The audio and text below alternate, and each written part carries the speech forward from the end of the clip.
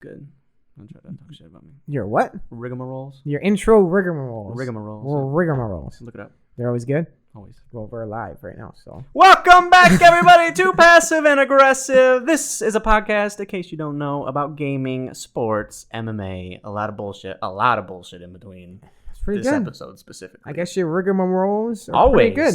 Always. I don't think I'm pronouncing that right, but... Rigmaroles. What did we talk about during this, I was going to say rigmarole podcast, but what was all the bullshit in between, huh? A lot of the bullshit in between. I talked about a new Harry Potter game that's out. Wizards Unite. Yep. Just so you don't know. I literally just said it. You're interrupting my rigmarole, trying to make it worse. I can tell. Well, let's talk about Final Fantasy. A little bit. 14. Yep. Okay. Also talked about Spiderman Far From Home. Little early reviews. Yep. Looking to be good movie, guys. Apparently the best Spider-Man movie. I'm not sure about that, but I guess we'll see. I hope so, because I fucking like Tom Holland. I like the Marvel It's Cinematic Universe, so that's dope. We also talked about a little bit about all the fights that happened this past weekend. 3 different fight cards. UFC Fight Night 154, Bellator 223, and Artem the GOAT. So I need to say Bare knuckle Artem the GOAT. And like Dalton said, a lot of bullshit in between, so enjoy. Stay tuned. He's pretty much a Jaime Lannister of the land. He's a warrior worth 1,000. Hand chopped off, fucks his sister. I mean, good. It's possible.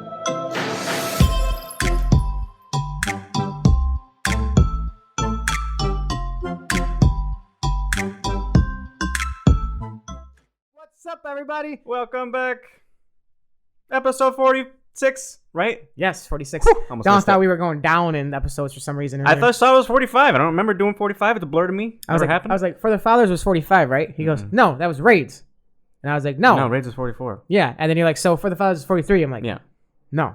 You don't ever offer any like evidence or anything. You just say no, and you expect me to just believe you. It's horseshit. Yeah, I know. Bad way to argument. Girlfriends do that to you all the time. Like they'll get Are you my pissed at girlfriend? you. Is that what this is? That how this relationship is going? I guess, but isn't that a thing? Like I hate when my girlfriend does that. She gets mad at me because I don't read her mind. You know? That's a thing. Yeah. Yeah, but like, what are you doing? I'm like, Just start dropping hints. Doing what you wanted me to do.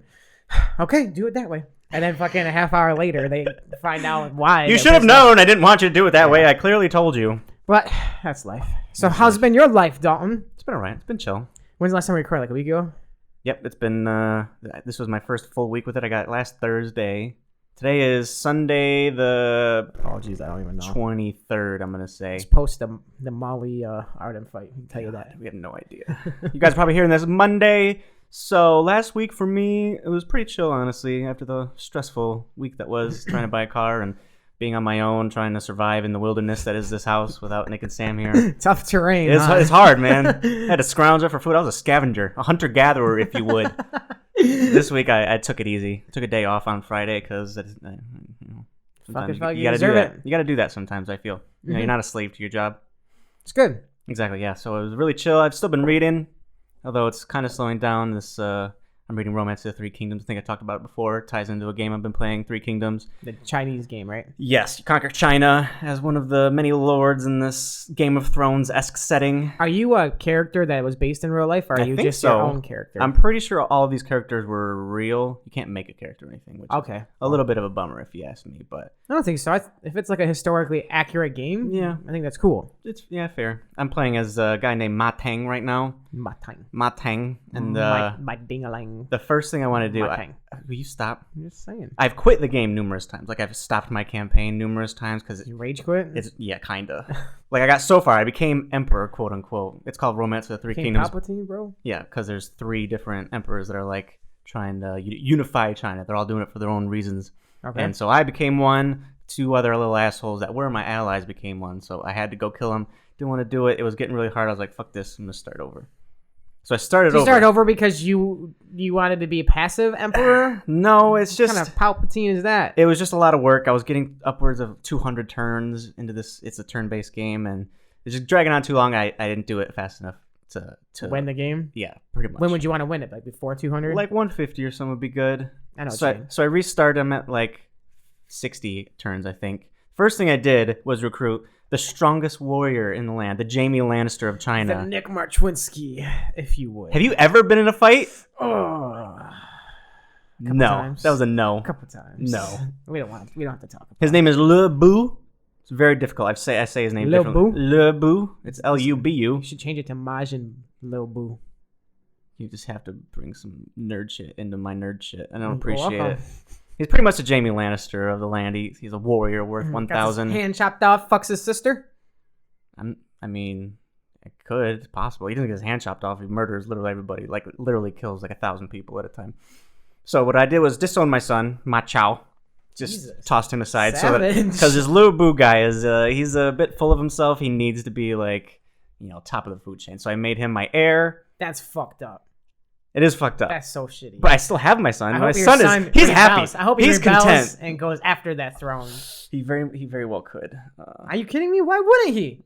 I mean, could you imagine? Yeah, that would be a smart thing for him to do. No, because it wouldn't be smart. Because then he has to go against Little Boo, and he's just gonna die. Nah, he'll find a way to little finger that shit. Is there a lot of little fingery fuckery in that? Oh yeah, there is. Yeah, you can instigate other people to go to war with other people, so that you don't, you can attack both of them at one time if you wanted to, because they're both weak. That's kind of what I'm trying to do right now. It's third partying, the kids say these days. I heard that many times yesterday because we were playing Fortnite. Yeah. Every time I would steal a kill, I'd shoot you from way up. It's called kill stealing. It's called kill stealing. Third partying, so stupid. KS, kill steal. Yeah, come on, use your brains, guys. Little millennials. Seriously. Unbelievable. I'm so happy I'm not part of that generation. You are. Sorry to say. We don't have to talk about it. That's pretty much what I've been doing. Trying to conquer China. It's been a real... So you're doing that like that's your game you've been playing for the week? Kind of. The week? I've also been playing Final Fantasy XIV as MMO, but we'll get to that once we get to the gaming shit. Is that the most recent one? Or most up-to-date one or whatever? It is not. Is it the most popular one? It's hard to say. The most recent one to release was Final Fantasy XV, which I did play. I didn't finish it. It's a really long thing. A lot of people didn't really like it because it didn't fit. Like it's not Final Fantasy, they would say. Isn't there one that's like a World of Warcraft, or like what is that called? Like an MMO? It's an MMO, yeah, and that's 14. So it is like the most popular one then, because everyone continues I to play suppose that so. one. Yeah, it's a live service continuously being updated. There's no expansion coming out. There's a trailer for it with Spiderman and Hannibal Buress in it, which is crazy. Yeah, I think I'm not talking about not literally Spider-Man. He's talking about Tom Holland, guys. He was Spider-Man, yes. Yeah. So again, we'll get to that when we get to the gaming corner. But yeah, it's been bouncing those twos around, trying to. It's interesting because both of those games feel like goals to me.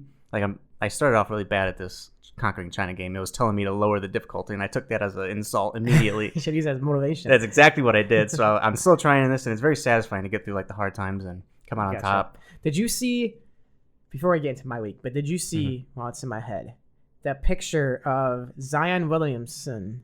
It was a tough name for you to pronounce, huh? With all the media around him, surrounding him. And then there's another first-round draft pick. I forget his name. I don't know his name.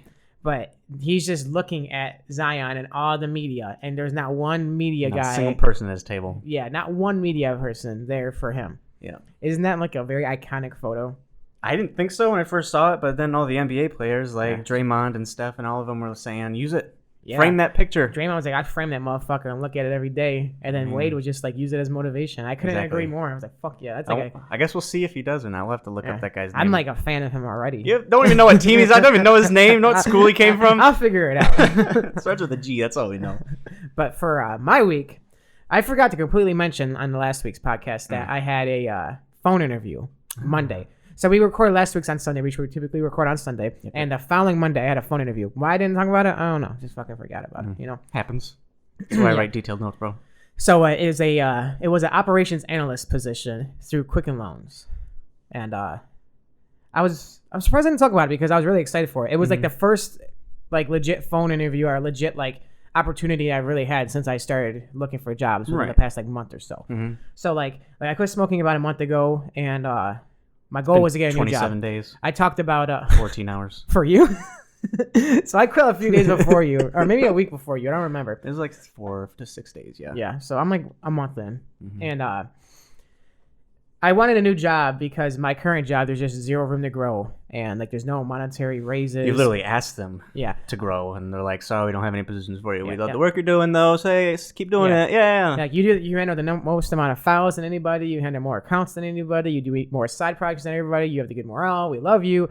We've told HR, but upper management, that's like their go-to for their cop-out. Upper management just cannot have any promotions within our local area right now. Walked out right Do you want to move to New York? Because we have positions available in New York. They knew you'd say no to that. I just got a house. They fucking knew that. Yeah. But So anyways, I was like, okay, it's a business. Time I get to find that. something new though. Like my feelings aren't hurt. Like I'm not like gonna be like, oh fuck this company, blah blah blah.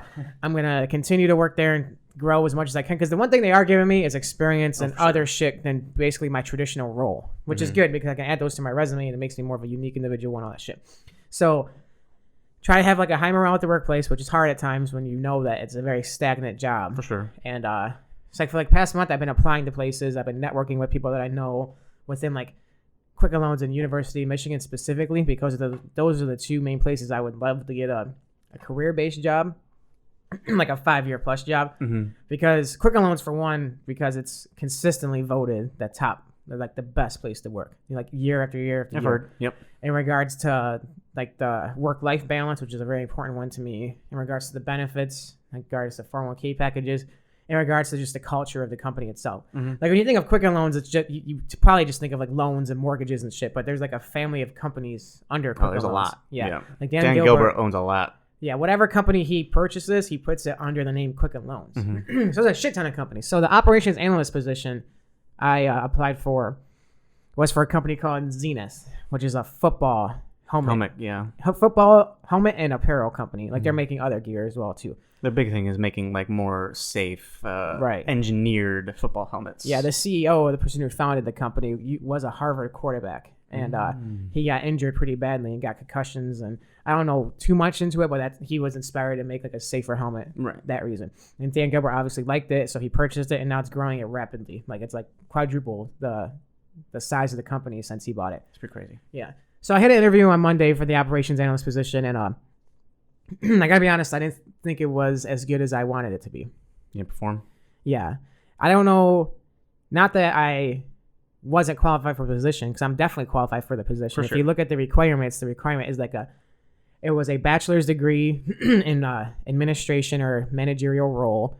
What'll make you special is supply chain experience, which I like. All my work career is logistics and supply chain, and then a few other things like being a good communicator, being a good leader, being good at like with cross-functional teams and all that, which I do on a daily basis. Right. So there's zero reason why I shouldn't have been confident in myself to just fucking nail that phone interview. You know what I mean? The only reason why was my own self-doubts. And that's something I really, really need to work on. Like, I am not the kind of person where I can just like bullshit my way into something, or I can like be confident in myself, like you got that one shot, do not miss your chance to blow, like Eminem style kind of thing. And then it comes through. Yeah.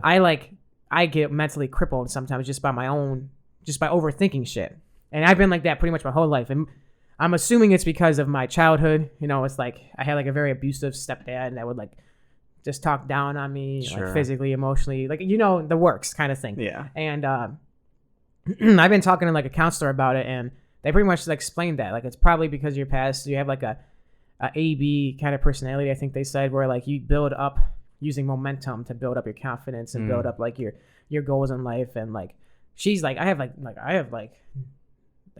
zero, or I have all the faith in the world, like no non-confidence, I guess you can say. I can't think of the word. Like I know you'll get your job. Like I know you'll do it because you're not. Yeah, no doubt. There you go. It's because you just work at stuff and you won't stop. It's true. And I was like, I know I will too. But why does it take the second or third interview? Why I just can't like fucking get it on my first try kind of thing? And that's something that I know I need to work on. And I'm glad I'm just willing to like admit it and own up to it and grow from it. So embrace it. Yeah. But I know I sound really down about the position, but I still haven't even heard a yes or no yet. So I should be hearing something. They said the end of this week or the beginning of the following week. So I might find out tomorrow or not.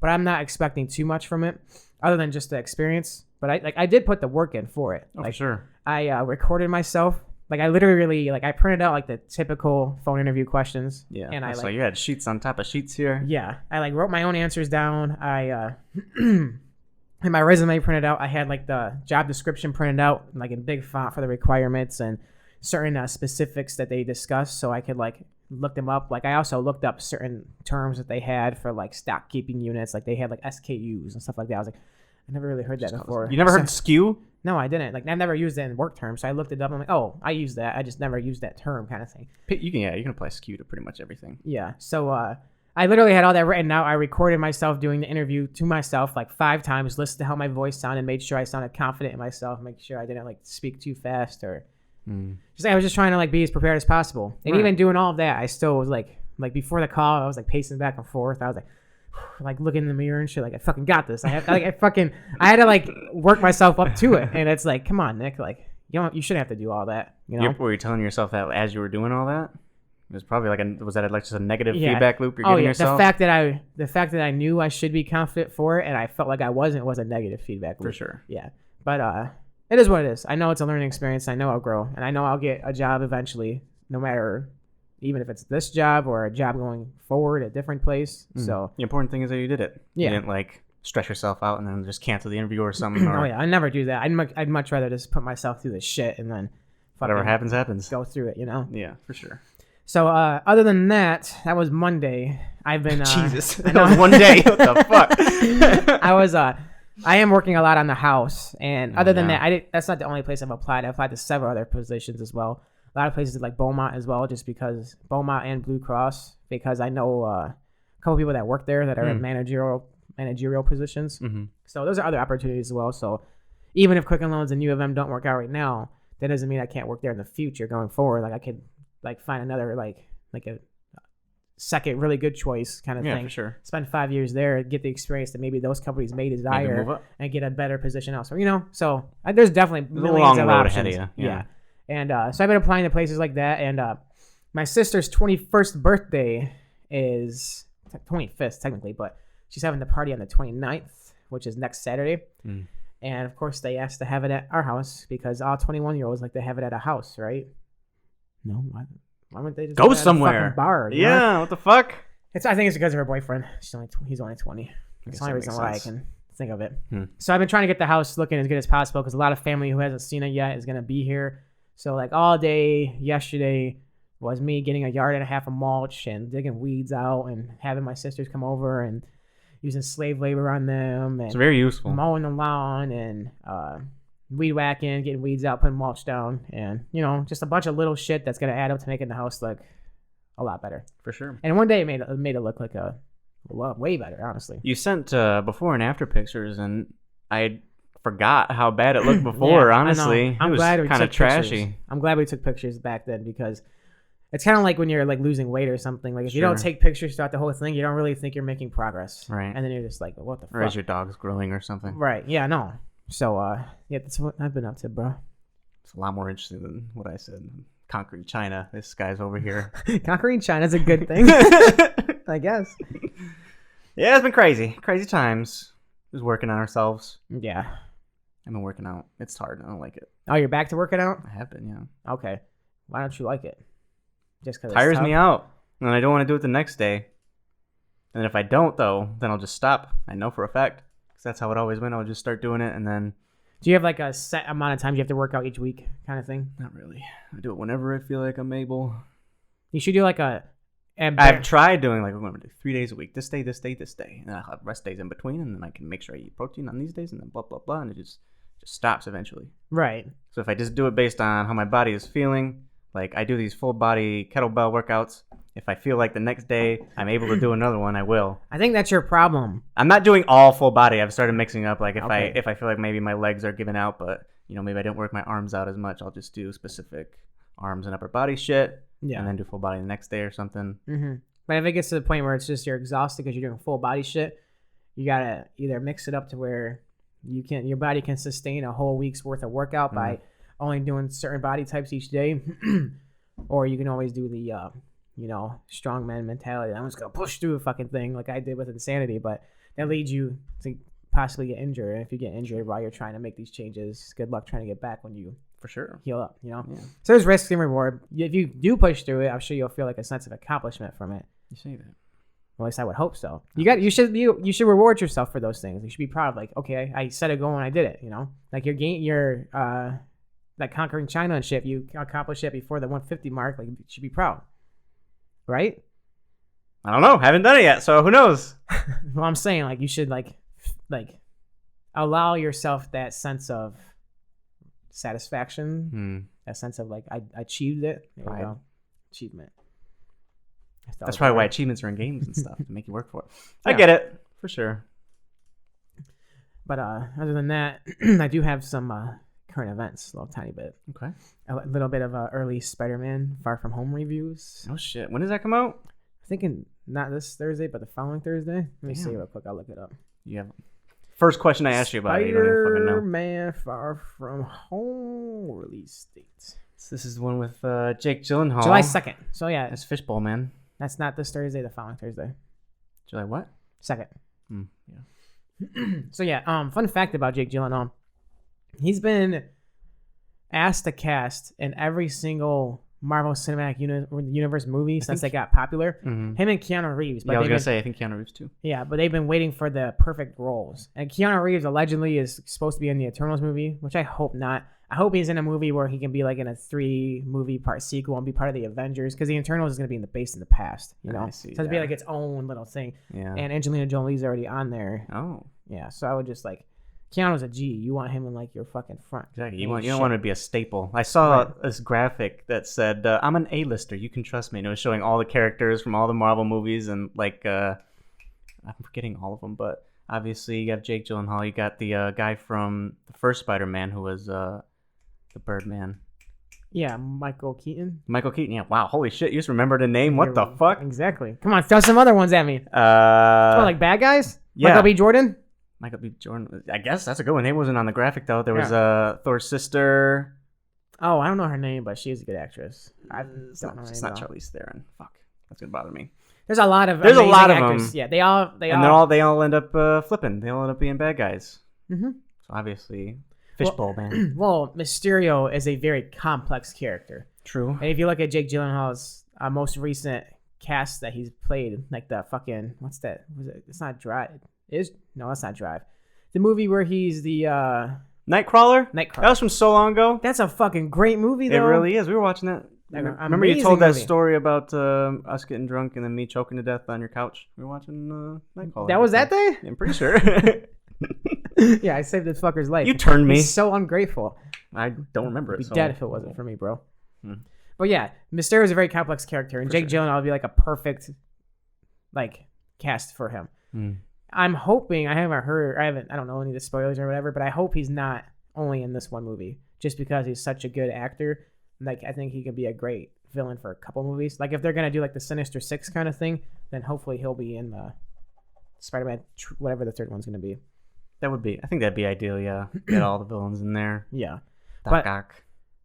Oh, that'd be ridiculous. That'd be awesome, man. That'd be too much. I liked the Doc Ock from the Spider-Man Sony 2? Spider-Man, yeah. Well, Spider-Man 2 is probably one of the it's regarded as the best Spider-Man. For sure. But this Spider-Man has gotten amazing reviews. Like, a lot of people are saying it's going to take over as the best Spider-Man film. Oh, geez, like, people that have been hating on Spider-Man Homecoming because, I don't know, I think I loved it, but I guess some people thought that Tom Holland wasn't the most amazing actor in it, which I thought he was good. I thought he was great. Yeah. Have you ever heard him like naturally talk? He's British as hell. Yeah. So, he just seems like he fits the role of a high school Peter Parker fairly well, and but I guess he's even better in this one.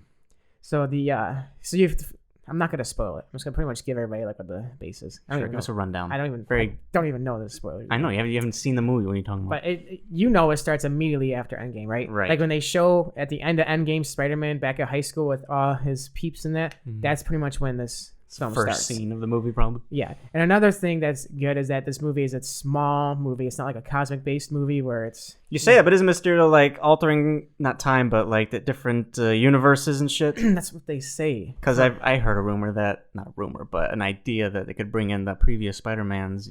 Spider-Verse. Yeah. So like you can bring in. I'm forgetting people's names. Tobey Maguire. You got Tobey Andrew Maguire. Garfield. What the fuck, man? What's going on here? Seriously, give me my names back. I know my fucking superheroes, bro. But how dope would that be if they made an appearance? Because he just opens up. Tom Holland said that they wanted to do that, but I am telling you right now, Mysterio does not open up different universes. Mysterio is known for just being like Loki, just completely confusing people and using his magic and his not necessarily magic, just the shit that he builds. Like, he's a very smart guy. Technology. Yeah, technology. There you go. See, I think of some You got the names, I got the words. You can think of the words. But yeah, I think he confuses Nick Fury, or he you know, Trick just 'em. brainwash him or whatever.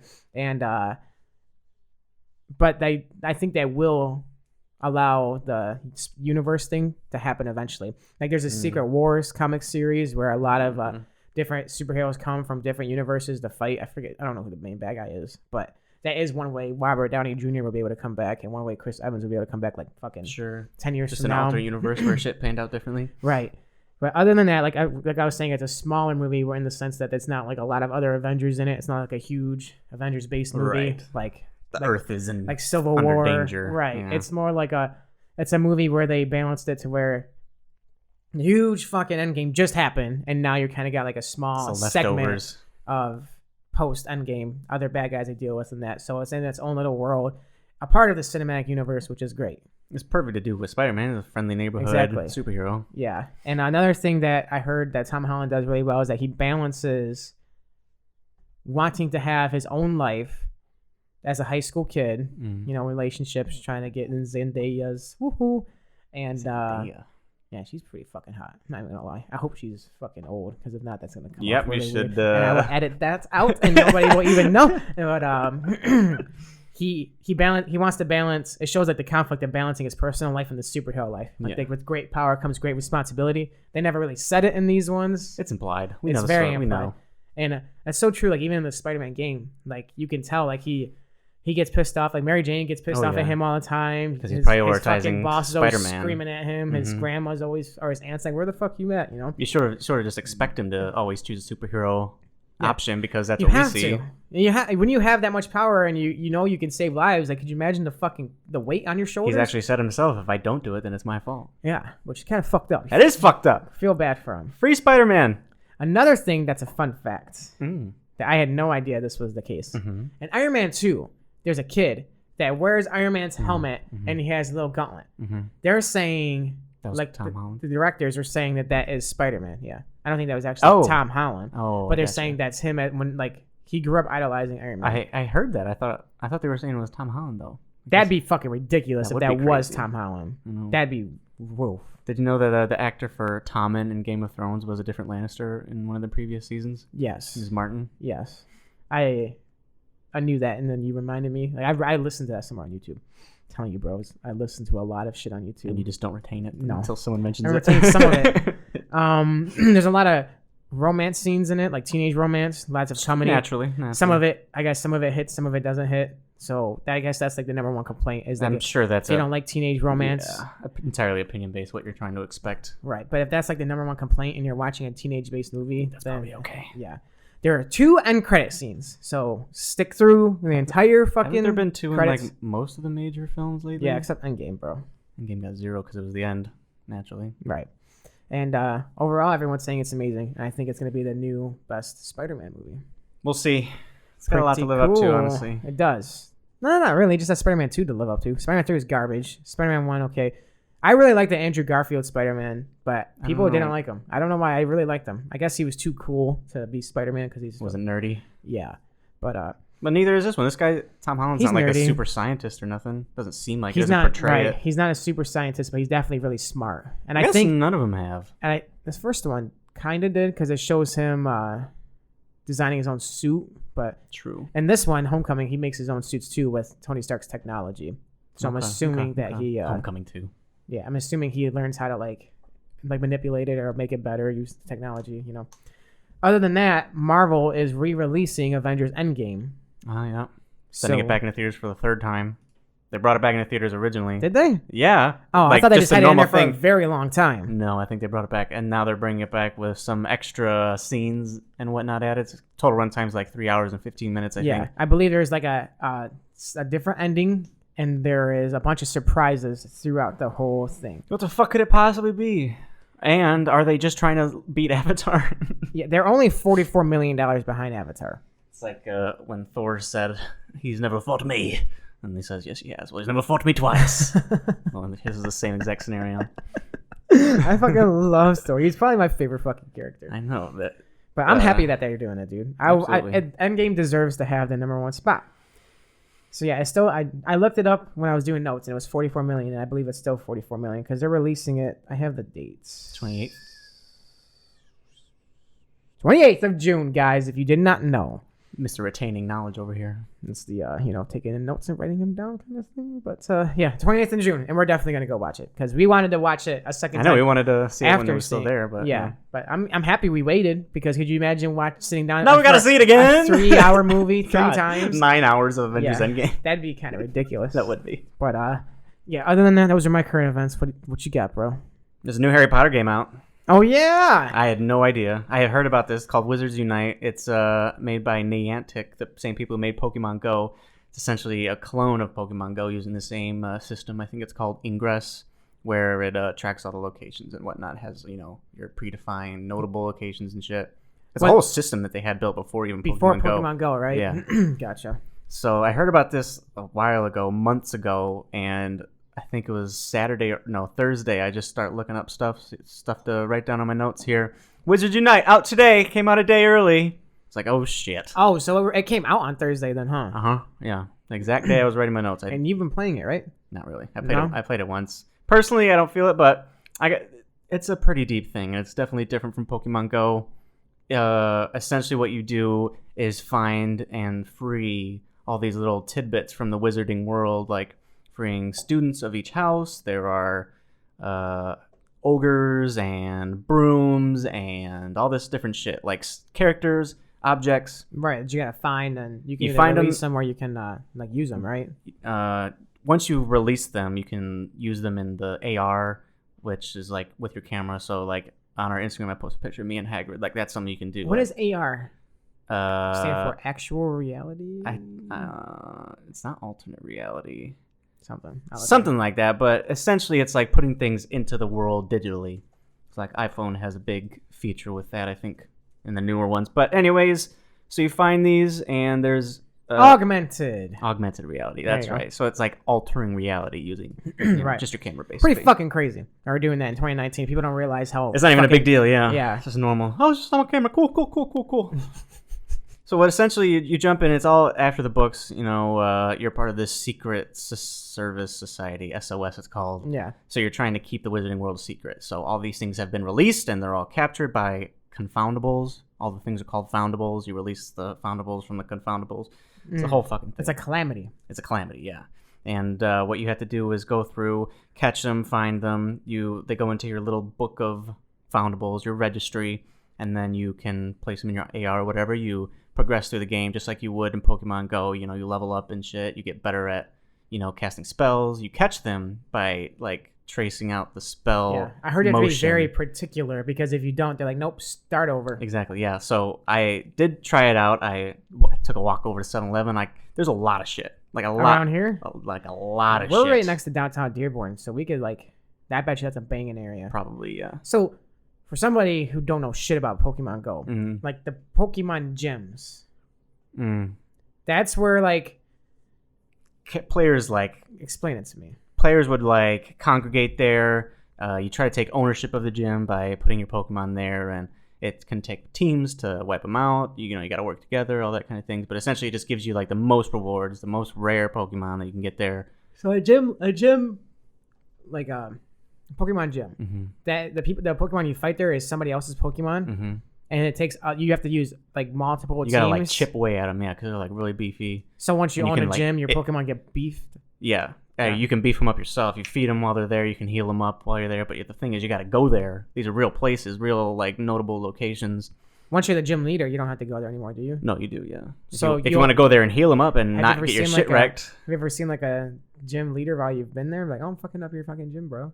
I think I've only been to one gym, and I tried chipping away at it, and they're just super overpowered. Honestly, obviously people that are tryharding the game, and obviously. So on this one.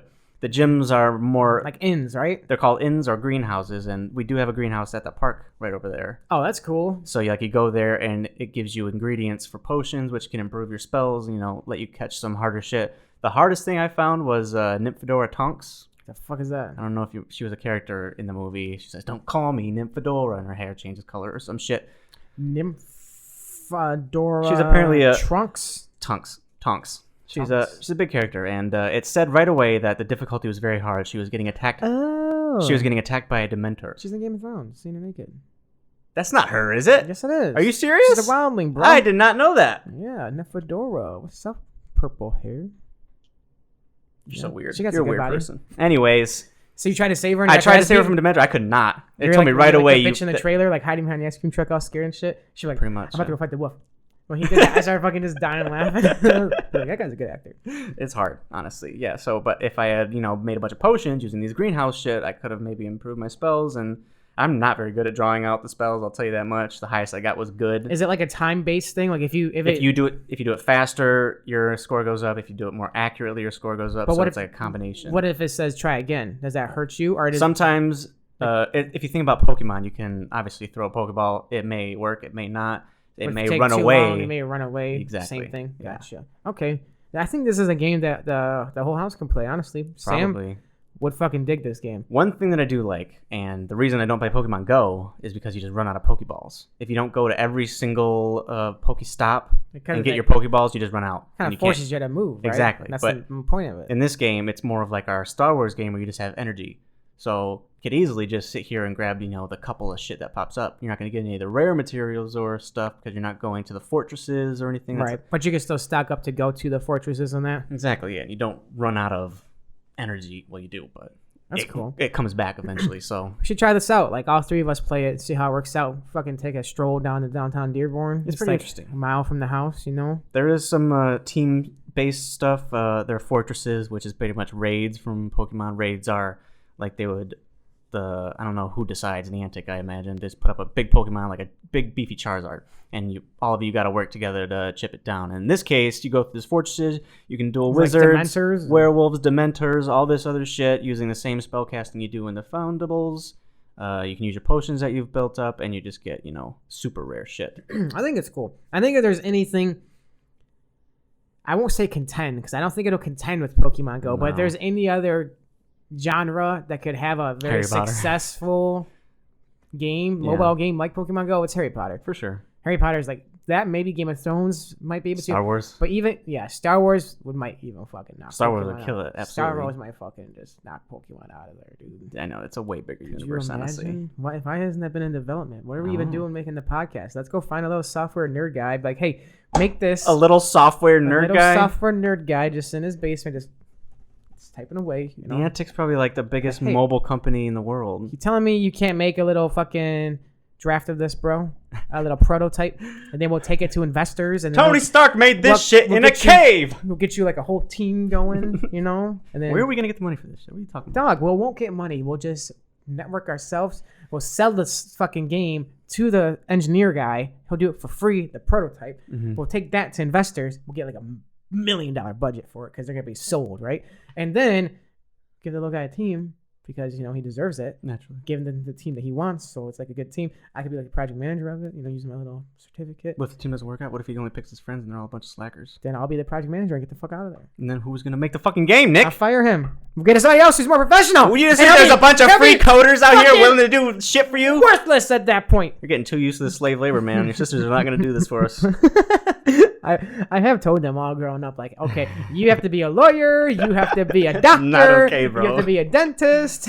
Let's get this shit going, But that could be Star Wars would fucking blow it out of the water. I was thinking the same thing. Like, of all the fictional universes, obviously Harry Potter and Pokemon are enormous, and the whole collectible thing makes a lot more sense for Pokemon than I think it does for Harry Potter. Like, I just thought that was like that's why I haven't really played it since I tried it out that first time. It's like, do I really want to free all these generic ass students from all these things? But maybe I just haven't found the cool stuff yet. That, and you're probably not as balls deep in Harry Potter as you are for Pokemon. Biggest Potter fan. But there's a lot of Potter fans out there. Absolutely. But I imagine there's a lot of Star Wars fans. Like, exactly. Everybody. You trying to fucking save Princess Leia or something? Exactly. Like, what the fuck? Maybe like recruit teams or something. You find Boba Fett. You get like a fucking bounty hunter gang going. Like, dude, we be some scoundrels. Let's just do this shit. All right, we'll put it on a list. If the podcast ever gets shut down, you know why. Check us out. Star Wars Go. Speaking of Star Wars, that mobile game that we play? Yes. For the folks at home that probably do We've talked about it before. We talked about it in like the first 5 episodes. Then we realized it's way too nerdy and no one's going to care. Yeah, but then now I realize, fuck that, because this is our podcast, not yours. Yeah, it's a gaming podcast too. So we'll talk about our games that we play. So the game that we play on the mobile scene is Star Wars Galaxy of Heroes, which is EA game, which lets you know already that it's kind of money based. Money squeezing. It kind of like drains the soul out of you sometimes. That's what most mobile games do. Free to play kind of guy. And this is not the only kind of game in this genre. I think they're called gacha games. Since you just collect the characters and you can speed it up by spending a bunch of money or something, and you got to build them up, make them stronger, do all these challenges and shit. And so they've added a new challenge. It's more of a PvP type thing called the Grand Arena. Yeah, I will say that championships. We play this game as like a very casual, casual competitive, where it's not casual in the sense that we don't care about the game. It's casual in the sense that we don't care enough to we're balls deep in the game, money at it, but we don't want to spend money on it because it hurts the soul, hurts my wallet. Yeah. I never have more buyer's remorse than I do when I buy something on this. I think I've spent a total of like $60 since we've gotten the game, because I spent the $20 on Vader. Spent like $20 on Crystals once, and I think I spent $20 on something else before. Spent 10 on Scion on accident, and then I spent 10 more to fix what I failed. Okay, with your the 60s quickly turned into 60. 80. No, that's 60. Okay, 24 to gotcha, 60. gotcha. You can't do math. I thought you were adding that to your previous 20 that you didn't know where it came from. So $60 total. But the new Grand Arena thing that they just did is pretty much a whole new mode for like currency within the game, I guess you could say. Like before, it was the squad arena, which is pretty much like you the just best. Face other people and it's your best team versus your rank. Anybody else's best team, and then your ship. What's that called? I forget what it's called. Arena. Ship arena, which is the same thing. Your best ship team versus your other person's best ship team. And then they started introducing Grand Arena, which Grand Arena is your entire squad, like your amount of power that you have. It's called guild power, I think. Galactic power. Galactic power. There you go. So basically, like if you have like 2 million galactic power, which is what I have, the person in Grand Arena you're facing will also have around 2 million galactic power. And that galactic power can be added up in many ways because there's so many different routes you can take throughout the game. You could have like all the characters unlocked and they're kind of good, and the other person can just have like 3 sets of teams that are incredible. Right. So because I don't spend a shit ton of money on the game and I didn't prepare perfectly well, my squad arena is in like the top 200 of the world. You sucked it. Like top 300, honestly. By the way, I'm top 50. He started over. I'm just throwing that out there. So my ships are in the top 20, and I've been trying to get the right characters, which is the light side and dark side Revan. That's pretty much what you need for the squad arena game. Without them, good luck getting in the top 200. Right, they're like the best of the best. Right, and I have failed to get both of them because I first misprioritization. I first misprioritized getting a light side Revan because I was so focused on everything. You want a Chewbacca and C-3PO? Yeah, and Millennium Falcon. Like, there's so many things in the game where you need, like for C-3PO, you need like all the 5 Ewoks that are 7 stars, or for the Millennium Falcon, you need 4 Boba Fett, 4 bounty hunter ships. Right. And for like light side Revan, you need like the OG Knights of the Old Republic good guys and stuff like that. And I was trying to get them all collectively, slowly, and I was like hoping that you'd have time.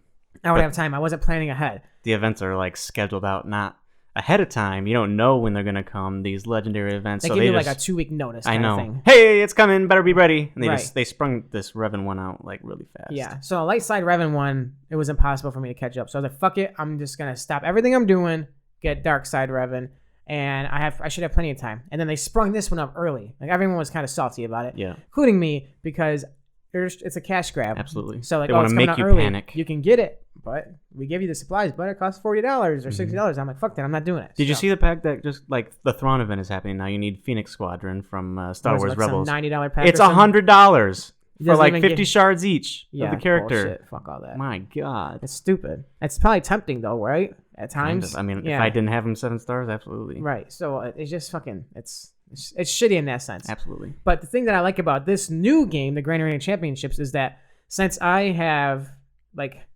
high galactic power, but I don't have like the main top tier people for just squad arena. Well-balanced though. Yeah, I have a well-balanced group of cats. So cats. So typically the people I'm facing, they'll have one team I can't beat, but then they can't beat my ships because a lot of my power is in my ships, and I got really good ships. Or I have like 5 really good teams, and they have 1 amazing team and 4 okay teams, you know? So like if you go at each other in the Grand Arena, if they don't plot their people correctly, and as long as I don't like fucking fuck up, I typically get first place every single time. It's like a 3-time tournament. Like it's like a 3 tournament with like 9 people, right? Right. And And the Grand Arenas in the past, I've gotten second place twice, and all the rest of them I've gotten first place. And now the Grand Arena Championships are out, which is a whole ranking-based system. Right, like a tournament of the same style. Yeah, it's a 5-week long tournament. It's 4 weeks of like each week is like the Grand Arena, like traditionally, and then one week of review. As you win, you get Grand Arena banners. Mm. Like I thought you get points. I think the banners are what you like the currency. Gotcha. Similar to what are they called? Territory wars. You win by having more banners by defeating more teams. Right. And as your Grand Arena battles, like as you continue to win, your ranking increases. And there's different ranks. So first of all, there's divisions in the game. What can we compare this to? It's like if you're not gonna know, but if you pay attention to like European soccer, the minor league system is not like the U.S. minor leagues where you have your professional team and they have an affiliate. I mean, it goes down like 7 tiers. Right. So, like, the divisions itself are based off of the galactic power. Like, Division 1 might be, like, galactic power 1 million through 1.5 million. So, anybody who has galactic power within that ranking will Shout out to me. I have 300,000 galactic Yeah. So, you'll be in, like, the Division 1. Well, you're not even in it yet because you got the 85. Exactly. Not max level. And, like, so, like, I think there's 12 divisions or something like that. And, I'm in Division 5, which is like 2 million to 2.3 million. Not bad. Not a bad start. Yeah, I was ranked fucking 36,000 in that division, so I just barely got into that division. So it's not really a good thing where I started off on the right note. I definitely started off where I had to like work my way up. For sure. And which is okay because nothing wrong with that. Right. And you get out of those divisions, has nothing to do with how well you do in Grand Arena. It has everything to do with how you grow your characters. Like, once you get your galactic power up higher, you'll just naturally go into the next division. Mm-hmm. So that's one side of the ranking. The other side of the ranking is based off of, what are they called? I wrote it down. Milestones, championship score, the milestones. Mm-hmm. Or no, I'm sorry. They're leagues. There's 5 leagues. So you got the original league, which is the Carbonite League, which is what everybody starts off as. So you have your dirt level. Yeah, you have your own division based off your galactic power. And then you have the leagues. And everybody starts off in the Carbonite League. And this is where the rankings of the Grand Arena kind of kicks in. Because the more you win, the more points you get towards your league. And once you reach a certain amount of points, your league you'll go up. You'll advance. Yeah. So the 5 leagues are Carbonite, which is what everybody starts at. Then Bronzium, Chromium, Iridium? A-U-R-O. A? A-U-R-O-D-I-U-M. I don't know. Star Wars just makes up materials. And then the top's Kyber. Sounds pretty cool. Kyber crystal. Yeah, that's like a lightsaber thing, right? I think that was just introduced like in the new movies. I think Rogue One is the first time I heard about it. It's not in Knights of the Old Republic where you gotta get the Kyber crystal to make the lightsaber? It's just they call it just color crystal. That's I thought it was called Kyber crystal. I don't think so. Oh. Maybe I'm misremembering, but that's what I remember. Well, yeah, it's called Kyber. Okay. So basically, throughout the entire 4 weeks of the tournament, you get rewards just like your normal Grand Arena. Sure. Where even if you lose, you'll get something. Right. And like throughout each phase of the Grand Arena tournament, like you'll get gold for like defeating somebody. And once you defeat somebody, like you defeat each person, you get a little bit of gold. And then once you defeat their whole team and you win that round, you'll also get like parts for your mods. And then you'll also get Zetas. And to advance your abilities for each character. And then a lot. And then basically the way you get the top ranking in the game is how well you do in the Grand Arena. Like if you defeat the other person, like a clean sweep, where it took you one try with every single person, you still had full protection, you still had full health on all your characters. Didn't kill any of you. You get the maximized amount of points. Makes sense. And if it takes 2 tries to kill that person, you get less points. If you have if you don't have protection or one of your people dies or something like that, you get less points. So it's kind of like a tactic based, where if you plan it perfectly and you have the better team overall, you'll get higher points. And the higher points you get is what ranks you within the actual main score Grand Championship. So it's kind of confusing because there's like 4 different rankings in this. Oh, yeah. But that itself, the rewards from those is Gear 13 or Gear 12 rewards to get you to Gear 13, which is the new didn't even exist yet. Right, it's the new fucking max. It's bullshit. Just keep raising the bar. Yeah, so I'm pretty excited for it just because personally, Grand Arena has been my shit because... It's where you win. It's where I win, and it's where it's kind of like where it's like the free-to-play guys can Sure, because it's not just about I got Revan, so I'm gonna kill you. Right. It's like how's the rest of your team? Right. I didn't pay a shit ton of money early to get this one good character. Right. I have a lot of good characters naturally. I have the same amount of power as you do. You just paid to get the one character. I have a bunch of characters, so come at me, bro. Exactly. Kind of thing. Another thing I thought was cool is that they like increased the surveillance of the whole thing to make sure that you can't really cheat.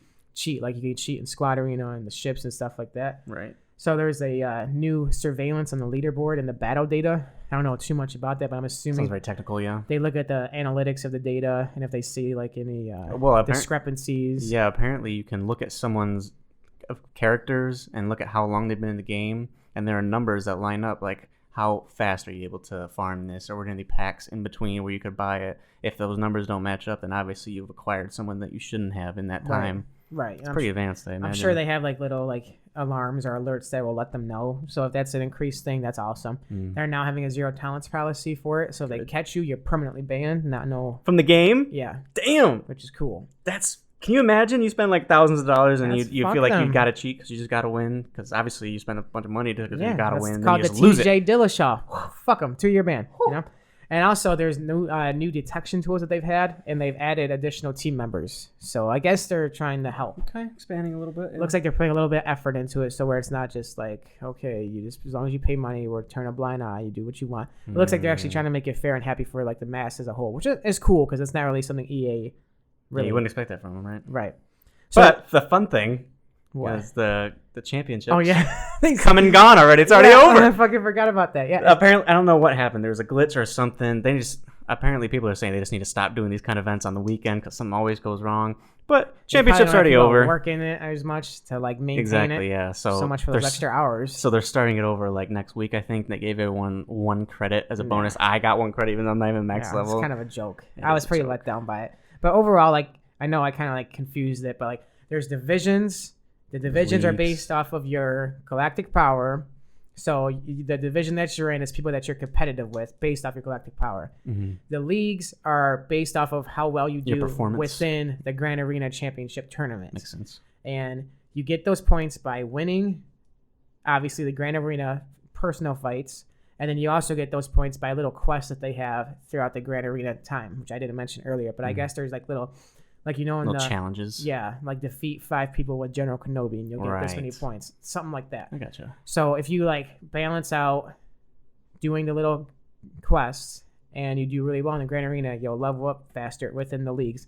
And the higher the league, the better the rewards are. The rewards for the leagues are Zeta-based rewards and, like, mod rewards. And then your ranking overall is Gear 12 rewards. And you get the points to use to buy the Gear 12. Right, and this is all, like, the hardest shit in the game to obtain, so yeah, definitely some incentive there. It's pretty cool. We're in an exciting time for the game, us personally, because our not guild. Me. I'm not. You are too, because your guild that you joined, he finally joined my guild. I didn't think I could. I thought I had to be max level to join you guys, but I noticed there was an open spot. I clicked join. I abandoned my old guild who was doing like the bottom tier raids. I was barely getting any good rewards. Now I'm in this top tier shit. We're doing everything. We're finally able to do the hard mode of the Sith raid, which we're getting Darth Atreus shards. Which for some people, if you're familiar with the game, you may be like way past that.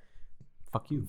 This is the first time we've done it. It's really exciting. It rejuvenates like the competitive juices again because like the whole game is like stagnant at times. The whole game is like slowly working towards these goals. Right. And once you get there, goddamn, is it satisfying. Yeah. So it's pretty cool. It's a good time for us, and I'm happy that this shit came out. Sucks that it fucked up the first time. But first day. Like Nick, maybe it takes 2 or 3 times before they get it right. So yeah.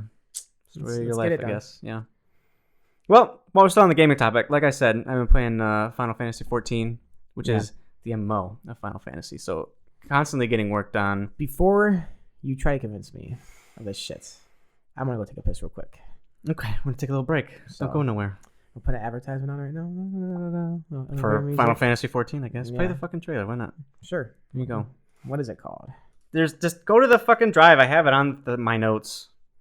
Includes so the MMO. Most MMOs just have expansions, kind of rejuvenate the game, add new content for people to stay interested, make them spend $30 more. This one's called Shadowbringers. They've had like 2 other expansions beforehand. Apparently, they've both been really good.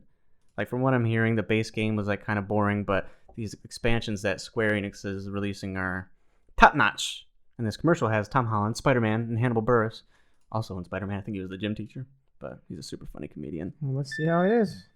Find out right now. Hey, Tom, you playing Final Fantasy XIV? No, I'm not ready yet. I gotta get prepared. You don't need to train, you just play the game. Why are you doing this? For Shadowbringers, dude. I'm training to be the warrior of darkness. I must become the darkness. You must become a better roommate. Okay. Hey, you don't need that sword. Jesus man. Christ. You're not the warrior of darkness. Yes, I am. Look at my sword. Holy You're shit, from he's West British. London. You are lying. Not It's a kidding. really nice part of London. Relax. Oh, sorry. Man. Pause it. You all right? He looks really bummed out. No, I'm not gonna be the warrior of darkness. It's not about trying to be the ultimate Final Fantasy master. It's what's in here that matters. And what's in there I fucking love Animal is Birds. a gamer. Has he been doing do anything this. recently? I think he does got like a lot of this. shit. You think so? It's video games, yeah. I never really thought about it like that. Yeah, this is buttons. Tom Holland's Just very don't play, fucking yeah. You can talented. become the warrior absolutely. of darkness. Final Fantasy XIV Shadowbringers. Pre-order today. Available July 2nd. July 2nd. All that training, all those push-ups, and you die 20 seconds into the game. Thought we said we were gonna be more positive about this. I don't remember that part. I don't think I saw that. the last little bit of it. So who's the Shadowbringer cat? You. So throughout the story, if you go back to all the way to like the first Final Fantasies, your main character, your Link was called the Warrior of Light. That was your character. Who's Cloud? Cloud. Yeah. He's the main character of Final Fantasy VII. He's like the cup favorite, right? It depends. Some people like Final Fantasy VII, some people don't. I think Final Fantasy VII is like the most popular one. It's my favorite personally, but I think that's just because where we were in our lives when it came out. Like you were a kid on our PlayStation 1. Yeah, a lot of time to play it. Oh, a lot of time. Oh Gotcha. yes, I never finished it. It's an enormous game. 2 discs is crazy, and Cloud's like the main character, and Sephiroth are both like they're really cool characters. But this is all about you, and you start off in Final Fantasy XIV, the MMO, as the Warrior of Light.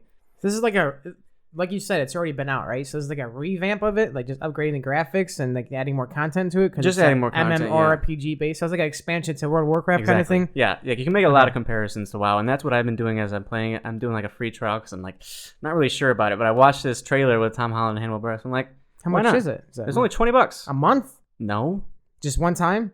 to buy the game, yeah, and I'm on free trial. I don't know how much subscription costs. I'm not worrying about it. I got 30 days. So yeah, so it's probably like a $20 expansion to like the $15 a month kind of thing. I can look it up. Yeah, look up the pricing. I'm not 100% sure on it, but yeah, the expansion is probably like $30, $40. I'm not sure, and it'll include all the previous ones. So what I'm doing, I'm playing through this trial, trying to see what I think. Basically, just comparing it to WoW because that's my only other MMO experience when we kind of played it, and I played it when I was younger. It says you can play freely up to level 35, but beyond that, you'll need to pay a subscription fee of at least $13 a month. Not bad. I'm sure they might have ways where you could pay for it within the game. Like WoW You has can that. purchase game time Yeah, like monthly credits. Like our RuneScape, you can do that. You could buy Absolutely. monthly, like for like 2 with like the million. in-game currency. Mhm. Yeah. Which I thought about that. I don't want to get too off track, but like, how do they gain money? How do they gain profit off of it? Do they just sell the Well, data? how do you get the money? By playing the game. Yeah, for like an hour to get 2 million. It takes an hour. Yeah, if you're like max, it's easy to get money like that. I suppose so, but it keeps. But you even playing if the you're game. playing the game, but how do you get money off playing? If Like, you're playing the game, that's all they want. Like the money will find its way. It'll trickle down. Yeah, if do you're like- playing do the like- game, you'll tell your friends to play the game. They'll buy a subscription. Okay. Or maybe you buy it for them or whatever. I was wondering if they sold the data of all the people that play it and like I mean, I'm sure some to kind of like some shady kind of shit. marketing people because that's sure how like, that that's what happens, Google yeah. does. That's how a lot of Facebook, people yeah. do. You know. Definitely. But back to the game. Go ahead. Right. Where was I? So you start off as a warrior of light. Like right now, I played it for like 3 days. Have you? I'm like level 23 already. Damn. They give you like 100%. Well, I guess that's like World of Warcraft. You can get level 23. They give you a 100% experience bonus called the Road to 60. I don't know if it's specifically for this MMO, this Sounds expansion. a lot like World of Warcraft. It's very, very similar. I'm not kidding. So I've been comparing it pretty much every step of the way, like how the quests play out, how like menial they are, and there's a lot of people that say that the beginning of the game, before you get to the expansions, I think called Heaven's Sword and Stormblood are the existing ones. Before you get there, it's all menial shit, fetch quests and shit that doesn't seem like it should be worth your time. Right. But when I compare it to like World of Warcraft, Like, there's a lot of stupid. There's a lot of them, and they would be like tedious. Like, go collect 8 bear asses, and some of the bears apparently don't have asses, so you got to kill like 10 of them or something. A Dead Mines raid for level 19, so you could take a little break. I just did my first one of those, first dungeon, and it was kind of stressful. But when you're working together as a team like that, that's when the game really starts to shine. I need some friends who play games because you guys are fucking losers. That's when I had the most fun in WoW, was when we were doing the raids. Absolutely, yeah. That's like it's like a test of your abilities, everything that you've worked out. Yeah, it's like your grand arena essentially. my cousin like wanted him to get balls deep at WoW so bad just because he was, but it was never really too fun with me because he was always trying to like, oh, do these are fun. So like we'll try doing like the 2v2s, and he'd win a lot because he's just really good at the game. Yeah. But I'd die every single time, and like I couldn't. What is it called, kiting or like? Right. Because you keeping your distance. Yeah. Just shooting away. But that even the raids as well, I wouldn't have too much fun because I just get carried throughout the whole fucking thing. I know. But like when I was actually doing them, like level 19 one, when I was like, okay, I'm only level 23. It's you and like 3 other people, and they were all fucking shitty, and we all have to work together to get it. That's okay. That's like dope. Exactly. Yeah. And the role that I play is a tank, which is like the most important role in the party. Like you're leading everybody around, you're taking all the damage, and you got to like position yourself right. Gets stressful, honestly. I have to look up like the mechanics of the dungeon beforehand to make sure I don't fuck everybody up. People get pissed off at you. That's what I expect. What kind of fucking tank do we got exactly here, like they might try to kick me or something like that. It gets pretty stressful, but I get through it. I got a commendation, which is apparently like someone gives you a thumbs up, you did a good job. How's the overall like culture of the game? It's very, very positive. Oh, that's good. I would say like RuneScape's very negative. Yes. WoW, it's probably in the middle. Like you have a mixed bag. Yeah, I thought WoW was extremely positive just because I went from RuneScape to WoW. Oh, sure. So I was like, I'll say there's a little bit of both. Final like Fantasy is. In WoW, people expect you to know exactly what you're doing, and if you don't, then you're out of the group or whatever. Right. Yeah, they definitely have people that are like super serious. Exactly. But a lot of tryhards. I've had a lot of people that have literally taken like a half hour out of their day to show me how to find certain things in the game. For sure. Like really nice people. I think that's the majority of that is in Final Fantasy XIV. That's cool. And the fetch quests, when I was comparing them, like sometimes your animal that you have to kill doesn't have the item you need, so you got to kill more, and you got to loot the bodies, and you got to sell all the bullshit loot that you get. In this game, it's like collect 4 eyes of this creature. You go there, you kill 4 of them, you got your 4 eyes. Go turn it in. And it's like done automatically. You move on to the next quest. You get a shit ton of experience for it. So it's like, so they're not like ridiculously like, they're menial, but they're take very a half fast. Hour. Exactly. Yeah, that's cool. It's pretty satisfying, and the biggest thing is the story and emphasis on your character. For example, in WoW, you'd pick your class, you choose your race or whatever, and you go through it. If you ever want to change it, you got to make a new character, do the whole thing over again. But in this game, it's all about your one character, your one warrior of light. If you want to change classes, you just do it. You can change jobs, as they're called. You can do it on the fly. That's cool. Switch between both of them. Obviously, you got to level them both up separately. So you kind of. So what are these classes? There's like a shit ton. Like right now, I'm a gladiator, which eventually turns into a paladin. But if I wanted to, I could go learn to be an archer, which turns into some other kind of rogue or something. There's ninjas. Be a hunter? That's pretty much archer, yeah. So you can have your pets, whatever. You can have a summoner. All these. There's like a shit ton of different classes, and they're always releasing new ones. Shadowbringers is bringing the Warrior of Darkness, which is kind of like a Death Knight, maybe. I think so, yeah.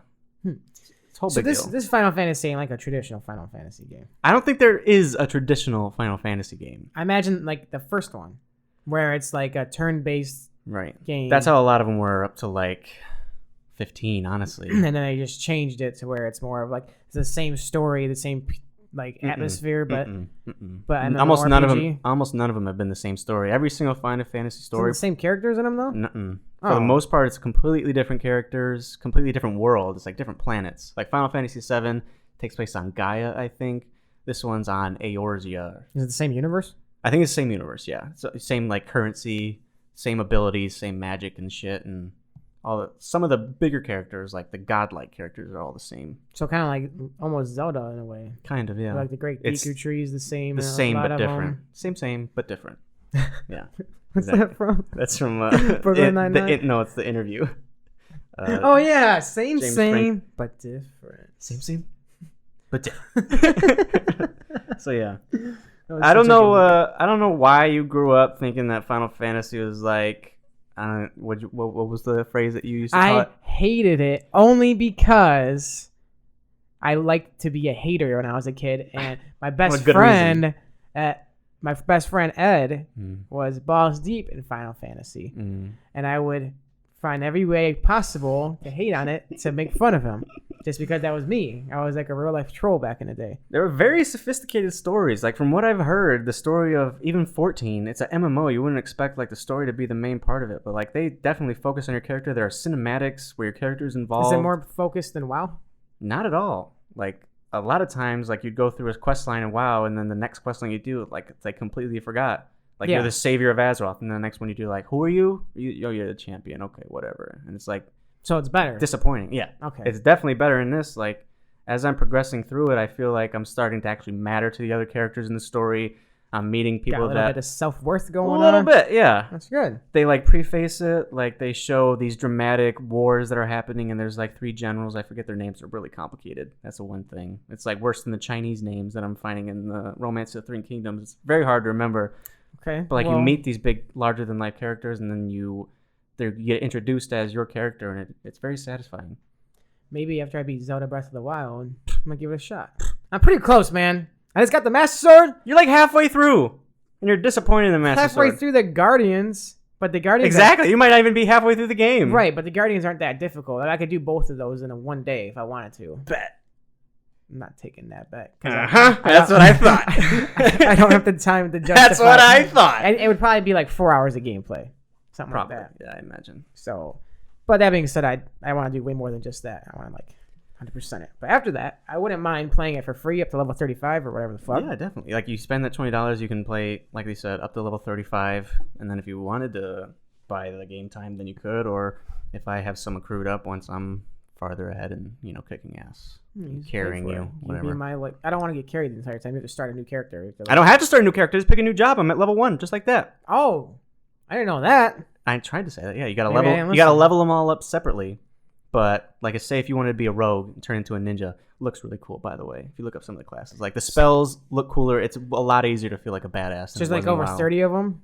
There's a lot. I don't know about over 30. Maybe like 17 to 20. But you can have multiple characters if you want. You can. So like if you had like a level 60 rogue or whatever, you wanted to start over on a rogue again, you could. Yeah, definitely. You could restart if you wanted to, but the incentive is there for you to just keep your one character, progress through your story your way, and then if you wanted to change, say I didn't want to be the tank in the dungeon, I can just switch to my other class and progress through it as a DPS instead, do the damage. That's cool. I always did. In the raids, I was usually just like a fucking hunter or something who just did damage, because not that I was lazy, I just wasn't good enough in the game to be able to heal people or revive people. There's very important roles. Yeah, I need to like get a lot of experience into it first, for sure. It's interesting. I think you would like it. I'll give it a shot after Zelda. I'll give it a shot. And then Zelda Breath of the Wild 2 is gonna come out. No, it's in development. You fuck. I would not be surprised if it came out 2020. I would be surprised. Not gonna lie. There's so many games coming out, though. I love Zelda, dude. I'm not even going to have enough time to play Final Fantasy XIV. Like, just in November, there's a shit ton of games coming out. And then April and March, you got Animal Crossing's coming out. You got Cyberpunk. Crossing? You ever played Animal Crossing? No. See, you're doing the same thing you did with Final Fantasy. Just like, you hear the name, you're like, ew, that's for nerds. Not realize you're one of the biggest nerds. No, not for nerds, but it just doesn't seem like a very appealing game. Do you know anything about it? They look like little children. So? That turns me off, bro. Have you seen the characters in Legend of Zelda? I'm not into little children. I don't know why you are. I think you need to get some help, bro. That's not even. There's like no romance in the game at all. It's like you're say building a village. Need help. The fact that your mind is going there is a little troublesome to me. All you do is chop trees down. That's not all you do. And you literally know nothing about it. So and smash, and it's annoying as fuck. I see. You're bringing some Smash experience. You don't like when Shaq kicks your ass with the villager. Yeah, literally all I know about the game. It's a very deep, complex village building system. It's big. Take your word for it. I'll try Final Fantasy before I try that. I'll say that. Okay, we'll see. That's all I got for gaming chat. All right, let's just jump into MMA. Okay. So, this weekend was a big weekend for... There was a lot of events. For the fight game. Combat sports. There you go. Much better. Good job, your words Dalton. for you. So, the 3 things that were on was UFC Fight Night 154. Yep. And then Bellator 223. I didn't know they had numbers. Yeah, they do. Isn't it crazy they're already at 223? It is crazy. Yeah. UFC is not fight. That's only the fight nights. Right. Yeah. UFC. So they've had like 300 some events. Yeah, total. At least. Probably like closer to 450 or something. Yeah.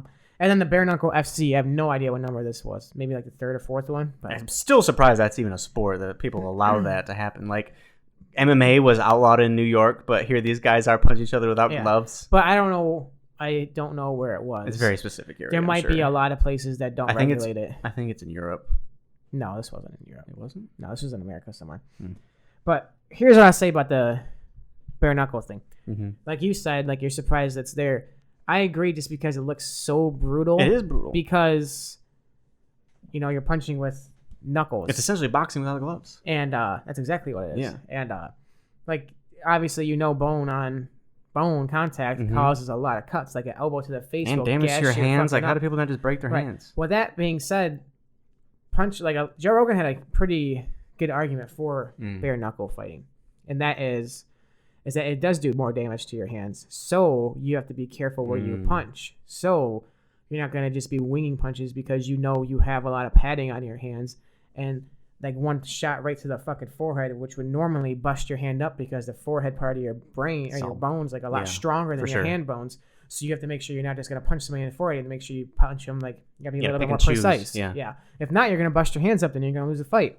And it's little shit like that. Like that, and also long-term damage of a boxing fight where you're getting hit in the head a lot because you can throw your hands a lot longer. For sure. Or in MMA, same thing, because a little bit of padding, and bare knuckle, you typically wouldn't be able to do you that. may have a little more surface damage. Like Artem and Paulie, like they got cut the fuck up. Yeah, and the fucking Artem Jason Knight before that, So like that being said, like you can see like the long-term brain damage being reduced. Less,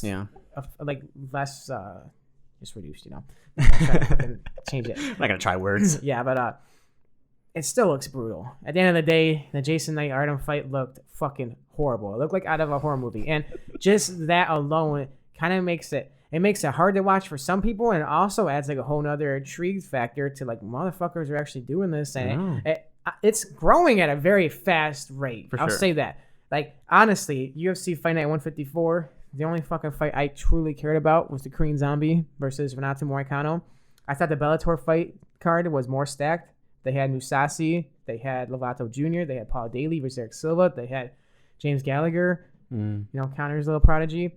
It was just like out of those two, the bare knuckle fight was the one I was the most intrigued for. Is that crazy? I know, yeah. Competition is definitely Artem, raising. Baby. It's Artem and Paulie, which is pretty much there's a lot of drama surrounding Connor. So I guess it's just because of Connor. Connor's always an influence, no matter what. So I'm gonna be completely honest with everybody. Okay. I did not watch any of them. Any fights? Not at live, no. You saw clips and stuff though? Yes, I saw clips. I read recaps, but I didn't watch him live because I had family over. Family comes first. Thanks a lot, Sam. So the one I wanted to put the most attention to detail to was the bare knuckle one. But briefly before that, just some UFC Fight Night. Obviously, the only one I wanted to talk about was Moicano versus Chan Sung Jung. Sure. And Korean Zombie, if you have listened to this podcast at all, you know he's one of my favorite fighters. I think he's like he's on everyone's list of favorite fighters. He's always entertaining. Yeah. He's very entertaining, but I have a lot of praise for him too. Like I think he can become a champion. He just really. I really do. I was hearing people say like his boxing. Obviously, I think it surprised people in this fight particularly. Like I don't think he boxed Moicano out. Yeah, he dropped him in the first 30 seconds of the fight, and then he just showed Moicano, who is a fucking black belt, he's a great strong grappler from Brazil. I don't know if he was just really rocked and he didn't know where the fuck he was, which probably had some of it, but Chance, he has a killer instinct. He has a ridiculously high finishing rate. It takes a lot to know what to do once you're in that position, not just throwing your hands wildly. He's very composed. He has a twister submission victory, which is one of the two in the fucking UFC history. He's been in wars. He has a heart. He has a heart. Yeah, even though he's a zombie. That's funny. So there's a stat now. He's the first featherweight in UFC WEC history with 2 knockouts in under a minute. Really? Yep. Each. Yeah. Damn. His first one was. I feel like Lil Heathen might have that down, or Aldo. You think so? Yeah. Aldo fucking had no, that was one of them against Cub Swanson. One. This is his first one with 2. Gotcha. That's cool. His first one was 6.2 seconds against Mark Hominick. Jesus Christ. 6.2 seconds. That's Mark Hominick? Yep. He was 145? Seems that way. That's what the tweet said. You don't doubt Twitter, bro. Well, overall, I'm really happy for the Korean Zombie. Right. What do you think about Moicano, though? This is his second devastating loss in a row. First one, obviously, Aldo. Yeah. I don't, it was, Because he was like a highly touted prospect. I wouldn't say it was a devastating loss against Otto. Sure, it's Aldo. He got Otto. Yeah. Where pretty much he got stunned, and Otto smelled the blood, and Otto was There's a nothing you fucking can do about finisher. that. Yeah. And that being said, like, yeah, he's lost to him. He's lost to Otto, which is a featherweight GOAT. And I think a lot of people don't fucking give Chad Sung Jung the credit he deserves. Like, I think he could legitimately contend with Holloway right now. If you look at his fight with Yair, he was outstriking Yair that entire fucking fight. So literally last second. Literally last second. And Yair is a top level striker. High level striker. You also got to think that Chan Sung Jung was on like a 3-year layoff because... Right, he had just returned. Yeah, because of the mandatory South Korean military policy or whatever the fuck they got going on down there. Yeah. So when he came back and I forget who he fought, but he fucking finished him in the first round. Dennis Bermudez. And he's no slouch. He goes in there and he fights the best of the best. He just fought number 5, so he's gonna be ranked number 5. So I'm happy for Chan Sung Jung. But as far as Moicano, I don't think he's like falling. I don't think he's. You think he needs to take like a break or something though? Well, let's see. His fight before with Otto was February. So March, April, May, June. Usually it's like a 3-month camp, so he pretty much did like a quick turnaround. Which, yeah, he had 2 TKO losses, and so he definitely should take a break before. So maybe fight beginning of the next year. Let his brain recover for a little bit, because he was one punch and dropped him. You know, it was a fucking great uppercut, but absolutely. Like you saw that picture of his entire face deforming. That was some quality shit. Yeah, but I don't think Moicano is fucking. He's not any like he can still easily be a champion. Yeah, he got really long length. He's 5'11" for the division. He's strong. He gets Brazilian. He got the Brazilian background. He's a good striker too. He's beat Cub Swanson. He's beat Jeremy Stevens. He belongs there. He's no slouch. Yeah. So you're thinking Holloway for Korean Zombie? Let me look. You think he gets like one more fight before that? He'll definitely need one more fight. He is not the best promoter for himself. He said after he don't give a fuck who he fights next. I don't care. He's very nice. You know, the typical like Asian stereotype. Respectful. Yeah. He's supposed to. Or Jeremy Stevens called him out. I heard that. Yeah. He might fight him, which would be pretty cool. That'd be a good fight. I don't think Jeremy would win at all. I think Korean Zombie will strike him. Absolutely. He's got the length and he still hits hard. Yeah, but I would have to say after Holloway, Edgar Volkanovski fights the winner just because he just beat Otto in Rio. He deserves a title shot. But other than that, I mean, fuck, if I was UFC and I'm trying to see some really good fights, I don't know. You got 2 touted prospects doing this, but Korean Zombie versus Zabit Magomed Sharipov. True. That'd be a great fucking fight. Where the fuck is Yair? Does he fight still? He's ranked 11. I mean, that fight wasn't too long ago. Are you sure? I'm pretty sure it was like a year and a half ago. Really? I have no idea. I'm really bad at time, honestly. You shouldn't say shit like that then, huh? I just throw shit through a wall, see what happens. It was November 10th. So, was that like 8 months ago? Okay. And he also, that is a long time to not fight. But I think he was supposed to fight Frankie. He got injured, something weird. Did he get injured? I thought he got like kicked from the UFC. No, yeah, he did fight Frankie. I'm being a retard. There was another fight that he was supposed to fight. Beat the fuck up. Yeah, he was supposed to fight. I forget who they wanted him to fight, but he wanted some more time to train or whatever. And they said, "No, fuck you. If you ain't ready to fight, we're gonna kick you out." And but then they obviously, because he's a very marketable, especially in Mexico. He's in Mexico. He's a flashy fighter. He's a great fighter. He took that Chan Sung Jung fight on short notice. If you didn't know that, he was in phenomenal shape for like a 2-week notice fight or whatever the fuck it was to fight 5 whole rounds. Right. So it's definitely an exciting time for the 145-pound division. Well, I'd like to see him back and maybe get a rematch with Chan Sung Jung. That'd be cool. Yeah, that'd be cool for the Korean Zombie. Probably fuck him up. You don't know. I think so. So that's UFC. Bellator. Gegard. Paul Daly had start from down. Well, let's just start with James Gallagher. Actually, he actually won a decision. It was his first ever fight that went to a decision. Which is pretty cool. I'm happy for him just because I really like him. Kind of like how I liked Connor when he was going up. He was a normal person. When he was like climbing the ranks. Very humble. Very humble. I did not mean to say that. Very cocky and very arrogant and very marketable. But at the end of the fights, he's humble. Kind of like Gallagher. Right. I really gained a lot of respect for Gallagher after the fucking brutal knockout loss he had. And he was talking so much shit before. Like, he talks a lot of shit. Like, more shit than Connor. Surprising that that's possible. Yeah. And the fucking, like, just embarrassing knockout, humiliating knockout from when you just like talk that much shit. And he like at 21 years of age or 20 years of age at the time, Like, how do you react to he that? owned Yeah. it like a fucking champ. And he's like, that's me, bitches. I'm gonna be me. I'll be me until the day I die. So what? I got knocked the fuck Yeah, out. sometimes it happens, motherfuckers. Yeah. And came back, and this is his second fight back. He's now post getting knocked out. He's 2-0, so I'm happy for him. That's good. So who else? Some other notables. Aaron Chalmers defeated Fred Freeman via guard triangle. Guard triangle. It was more of a sideways triangle. Let's had to squeeze in a guard triangle in there. That's cool. Yeah, and Paul Daly got his decision win. Yeah, he almost fucking knocked out Silva. He looked really good. Yeah, I'm Daly. surprised that he fought MVP as scared as he did. I know. When he was trying to wrestle fuck him, he could have easily landed his fucking Semtex. Boom. I know that on shit. MVP. That shit looks clean. But I think MVP got to his head 100%. Naturally. So that's cool that Paul Daly isn't like mentally just defeated and Mm-hmm.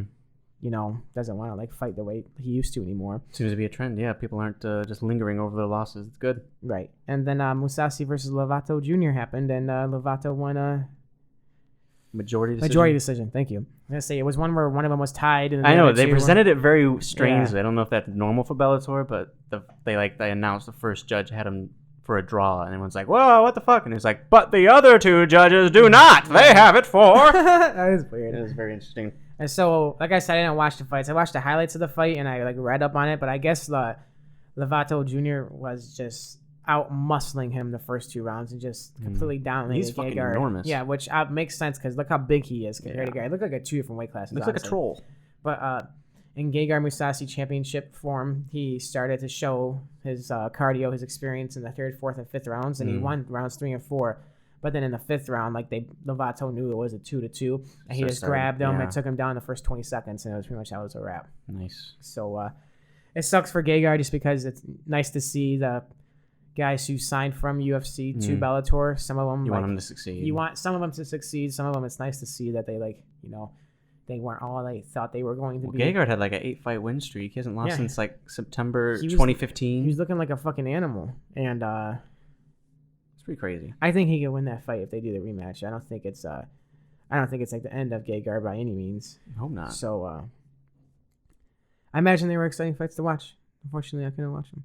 But the important one was Paulie versus Autumn. True. And I was trying to look this up earlier. Let me see if I can look it up now.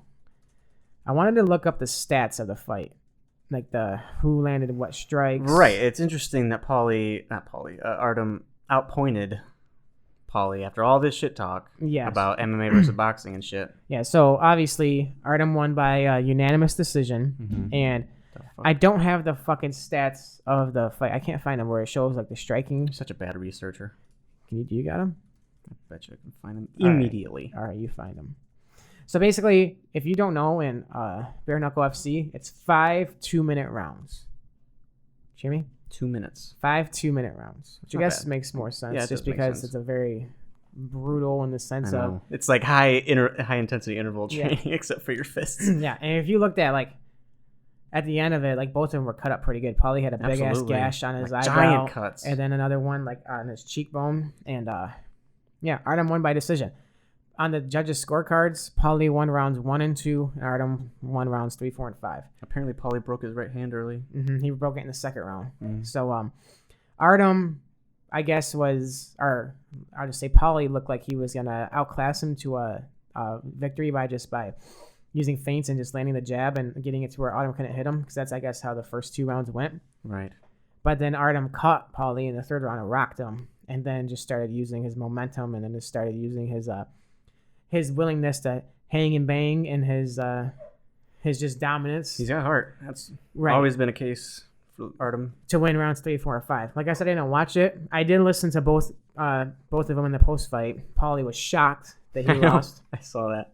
He said he didn't get touched. He got touched one time by one punch, which to me, looking at his face, I'm like, Maybe he forgot. I don't know, like maybe like Artem was grazing him, because it's easy to get those cuts when you have those when there's no protection. But sure. at the same time, like part of me thinks Paulie may be a little bit like it's hard for him to accept the loss. In denial a little bit. Yeah, because if you look at what the counter things were allegedly and all that shit, which I did believe him at first, but now if Artem is gonna contend with you and you're supposed to be this boxing former champion, yeah. 2-time champion, if you're supposed to be still in that prime, I don't think somebody with the accolades of Artem Lobov should be able to fucking contend in a bare knuckle striking match. That being said, boxing is a lot different than bare knuckle, and honestly, I just think he probably was the more qualified striker for this fight. He probably had better hands. So, yeah. But I don't think he has the heart, nor does he have the willingness to go through the thick of it as like an MMA fighter would for this kind of brutal sport. In MMA, it's brutal. It's about as brutal as you can get. Seriously. And Artem has been in wars. Yeah. And Paulie even said in the post-fight thing, as soon as he broke his hand, he's like, okay, now I have to use my right hand or my left hand because I knew I broke my right hand. And so thankfully I've had experience with this before, so I know how to do it. But like MMA fighters are like, no, I'm just going to throw that too. Like, I don't care. Yeah. And like you could tell like the mindsets are a little bit different. And I think that's what made Paulie lose this fight overall. Not that Artem's better. Paulie was training to win the fight allegedly, but then the broken hand happened, and then Artem just started fighting without giving a fuck. Like he was willing to get knocked out there, and Paulie was more so fighting to take as less damage as possible, which in boxing will win you decisions because they look at your defense and they look at your feints. And MMA, and I'm assuming bare knuckle, they also look at your pressure and who's standing in the center of the octagon. I can't find any stats. Who's throwing more? And fuck you, I told you couldn't. Because I really wanted to see, if Paulie was just straight bullshitting, right, and being a little delusional, because that's what it sounds like based off of how they look and based off of how everybody's saying the fight went. Or if he really did land more strikes. Like from what I heard, he was just pretty much landing the jab. He was sticking the jab and just fucking feinting and pretty much getting out of the way. Feints, that's what I heard. Yeah, I heard Artem was swinging for the fences a lot, and there's a lot of times where he just completely missed and made him look stupid. But he just kept doing it, and he kept throwing, and he kept putting the pressure on Paulie, and ended up fucking winning the decision. It's pretty crazy, honestly. Which kind of sucks. It's great for Artem because it's great for Artem and bare knuckle fighting, because bare knuckle fighting was not going to have Paulie as the face. It was like a one and done kind of thing. For sure. Artem will continue to fight there as long as they're 2-0 now. Yeah, and people are watching, and Artem's becoming a draw. So good on Paulie for selling the fight. He sold this fucking fight. The reason I really was excited, it's because of the drama that he made. It's Artem the GOAT, the fucking meme shit, and Paulie because of the drama that he made. And the potential that if Paulie wins this fight, he could fight Conor in a boxing fight after. I think that's what Paulie's goal was. Right. Sucks for Paulie because if you lose Artem, you ain't fighting Conor. You ain't fighting anybody else. Maybe Artem will fight Conor. He's probably done. Artem will not fight Conor. That will never happen.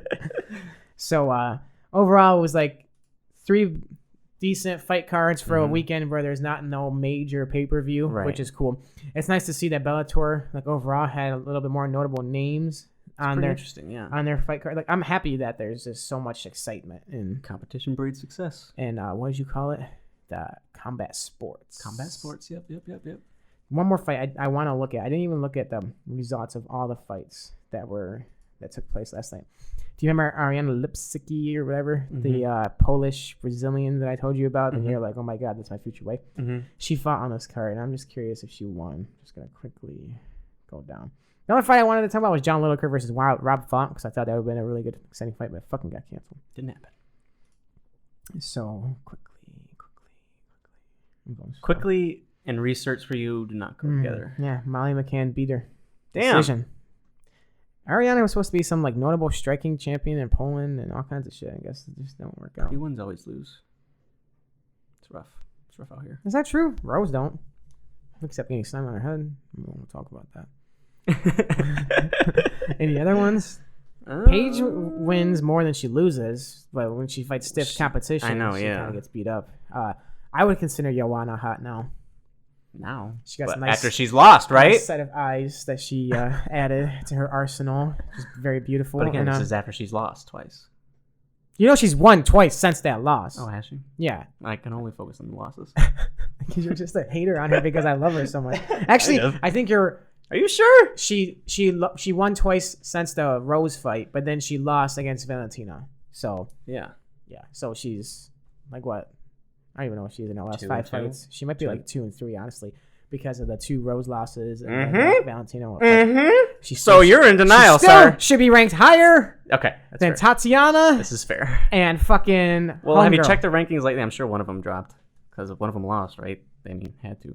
Yeah, but still, fuck that. She should have never been ranked 4 in the first place. Clearly salty about it. It's stupid, bro. How's it not? Let me see. She's ranked 4 and Still? no, in women's flyweight, and then in women's strawweight, she's ranked 4, which is stupid. Don't get it.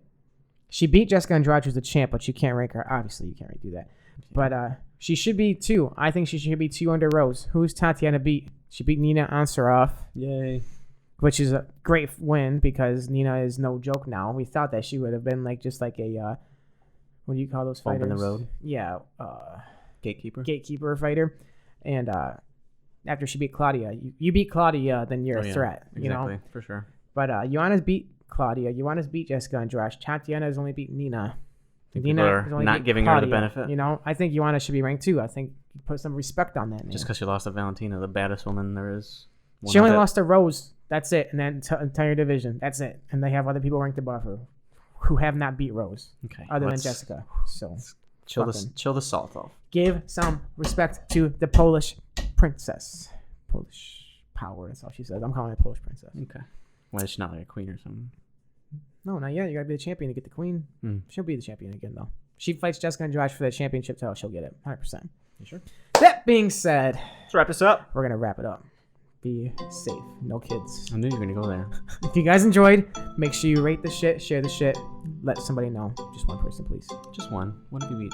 And then tell them to do the same thing. Give us the same little spiel we're giving you now. Check out our website, pnacast.com. You can go check out all of our episodes. We have our videos. Our YouTube's been more active lately. Nick's been on that shit. Check out our Instagram is on there. It's been popping. I've been posting more content like cheesy photo with Hagrid. It's pretty good content, bro. I think it's good. I think the quality of our content is a lot better than the quality of other podcasters that fuck are all on of you. Our journey. Fuck all of you. If you guys enjoyed, let us know. We have a contact. We'll listen to you. No, we won't. I'll respond. He might. Fuck you. That's my response to all of you. Jesus. Till next time. Peace out.